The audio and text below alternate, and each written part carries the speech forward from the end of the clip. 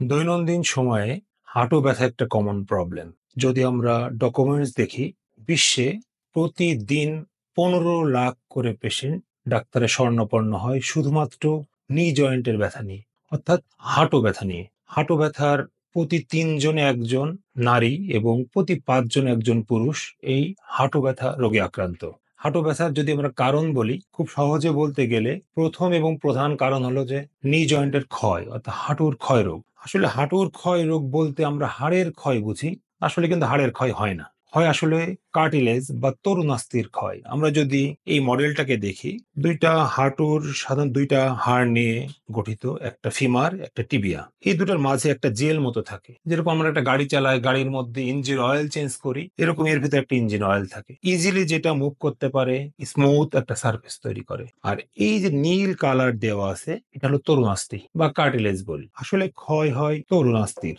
দেখেন, ক্ষয় হওয়ার পরে এই স্মুথ সারফেস থেকে এরকম একটা রাফ সারফেস তৈরি হয়। এটা হলো ক্ষয় হওয়ার পরবর্তী অবস্থা। তাছাড়াও হাড় ক্ষয় রোগ ছাড়াও rheumatoid arthritis, infective arthritis, gouty arthritis এবং অন্যান্য কারণ রয়েছে যা এই তরুণাস্থির ক্ষয়কে ত্বরান্বিত করে। এগুলোই আসলে প্রাথমিক এবং প্রধান কারণ বলে পরিগণিত হয় নি জয়েন্টের ব্যথা। হাঁটু ব্যথার প্রতিকার কিভাবে করা যাবে? প্রতিকারই সবচেয়ে ভালো। আসলে খাবার দাবারের ক্ষেত্রে খুব বেশি খাবার খেলে যে ব্যথা কম থাকবে এরকম কিছু নাই। যদি কারোর গাউট থাকে, সেক্ষেত্রে ইউরিক অ্যাসিড যেগুলোতে বাড়বে, যে খাবারগুলা, সেগুলোকে প্রতিকার করতে হবে, সেগুলো বিরত থাকতে হবে খাবার থেকে। এবং হাঁটুর ক্ষেত্রে খাবার এজন্যই গুরুত্বপূর্ণ, ইনডিরেক্টলি যে ওজন কমাইতে হবে। আমরা যে ওজন বেশি হয়, এই দিন দিন এই ক্ষয়টা বাড়তে থাকে, ক্ষয় বাড়ার পরে ব্যথাটাও বাড়তে থাকে। তো ওজন কমানো খুবই জরুরি। দ্বিতীয় কারণ যদি বলি, আমাদের কিছু ব্যায়াম। ব্যায়াম করলে হাঁটুর আশেপাশে যে মাংসগুলো থাকে, মাংসপেশি